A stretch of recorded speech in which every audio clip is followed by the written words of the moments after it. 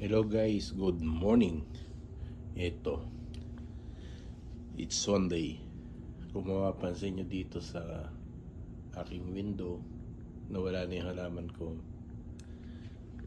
Inilipat ko na siya. Nandito na siya sa table ko sa gitna. Kasi since lumalaki na siya, hindi na nagiging kasya ron sa bintana ko. Tumatama na sa taas. And dito sa location namin, nagsisimula ng summer. Masyadong mainit. And hindi na kinakaya ng mga dahon niya nalalanta. Kaya pinasok ko na siya dito. And lalo ngayon, ito ang update. Napakarami ng bagong bulaklak. Ayan, mga bagong bulaklak saka mga buko. Yan, ito yung mga bunga niya. Mga naunang bunga niya. Ayan.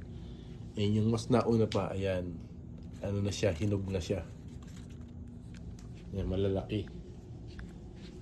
And maarawan din naman siya dito dahil since wala kaming biyahe, palagi lang naka-open yung window ko. Ayan. Masyado na kasing mataas. And tumatama na rin sa taas ng bintana ko, kaya dito ko na lang siya inilagay sa center table ko. Ayan, nakakatuwa na. Napakarami ng bunga.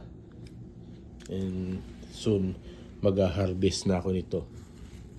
Ayan, sa loob daming bunga. Ayan, ang lalaki pa .